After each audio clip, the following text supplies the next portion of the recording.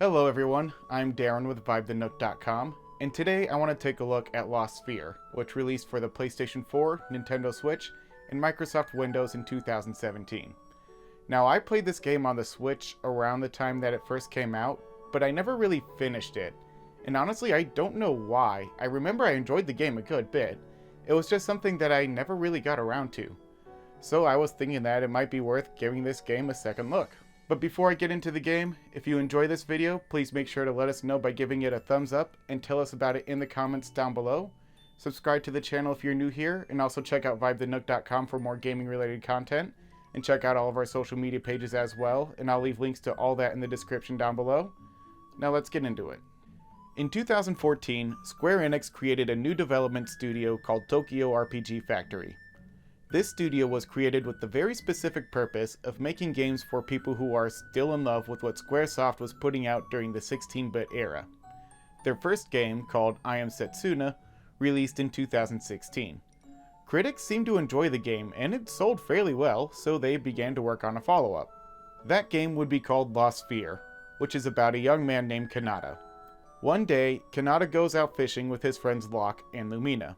They return to find that their hometown has completely vanished, and Kanata eventually learns that he has the power to use memories to restore things that have vanished or become lost. He uses this power to restore his hometown, and then sets out on a quest to find out why large portions of the world are becoming lost. During his quest, Kanata will be joined by a wide variety of characters. This includes some childhood friends, a king from ancient times, and a friendly monster.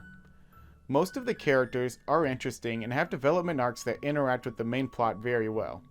However, there are one or two characters who feel like they're just sort of here for the sake of having more characters. The overall story is fairly solid, but it really doesn't do anything special. That's actually probably the best way to describe most of this game.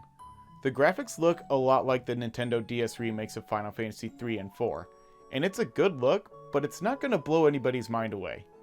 The soundtrack doesn't have any music that's outright bad, but there also isn't anything special about any of it. Combat utilizes the ATB system popularized by the 16-bit and 32-bit Final Fantasy games. Each character has an ATB bar that fills up over time, and when that bar fills up, the character can take a turn. Much like Chrono Trigger, these battles don't take place on a separate screen. Enemies are placed on the field, and when combat starts, everyone takes their battle positions right then and there.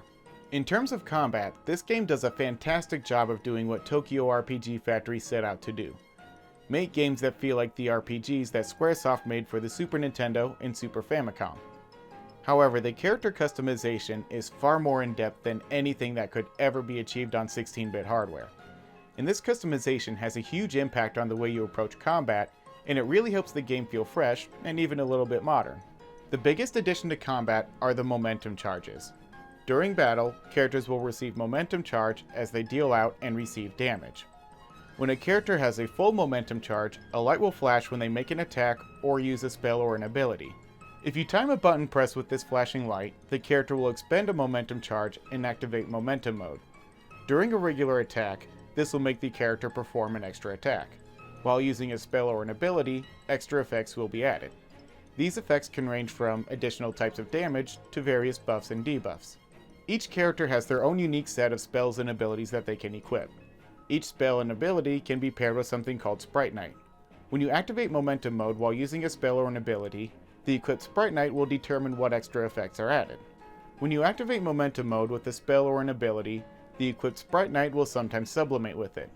When Sprite Knight is sublimated with a spell or an ability, the Sprite Knight effect will happen every time that it's used, even if you don't expend a momentum charge, although the effect will be far weaker. Any spell or ability can be sublimated with multiple Sprite Knights, and these effects will continue to stack on top of each other. While in combat, you're able to change out your party members at any time, and this is a really cool idea, but it's one that you'll probably never really need to use. Every character is useful in combat, so it sort of doesn't really matter who you use in battle. You can totally just pick your 4 favorite characters and use them for the entire game. The main way that you'll get more spells, abilities, and Sprite Knight are by trading memories for them in magic shops. Memories are dropped by monsters after battle, and this will be your main way of getting more of those. You can also sometimes obtain more memories by talking to certain NPCs during the story. Early on, the game will begin to have day and night cycles, and if you visit some areas during the night, you'll find different monsters than you do during the day. And this will allow you to obtain different memories for different spells, abilities, and Sprite Night.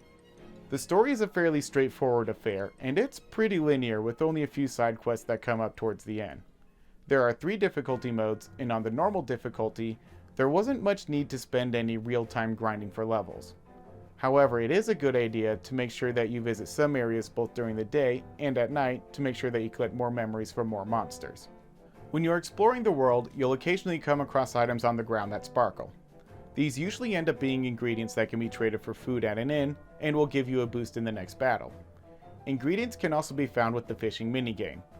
Well, if you can really call it a minigame, that is, all you do is push a button to cast your line and then push it again when you have a bite. Sparkling items can also sometimes be either more memories or knowledge of different artifacts that the party can make. Sometimes you'll come across a part of the world that has been lost and can only be restored by making an artifact. Artifacts will create additional buffs and effects during battle. These can be things like seeing the enemy's HP and ATB gauges, and more ways of creating more momentum charges. You eventually also gain access to mech suits called vocal suits, and these suits can be used to clear obstacles in the field, but their main use is in combat. These vocal suits will significantly increase a character's stats and give them access to more abilities. When you use a spell or an ability while in your vocal suit, instead of consuming MP, you'll use a vocal points or VP.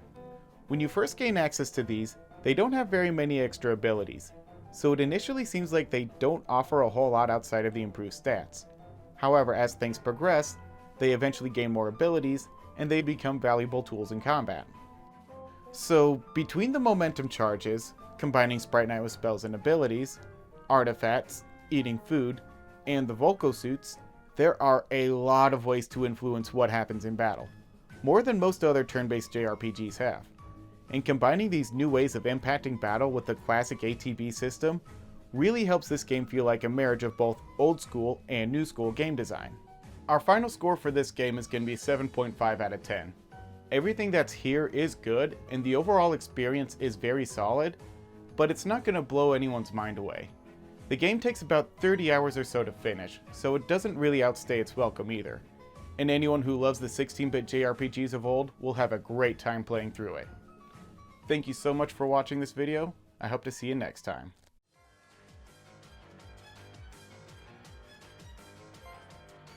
ここは力をしていく。アーティファクトを使いこなせば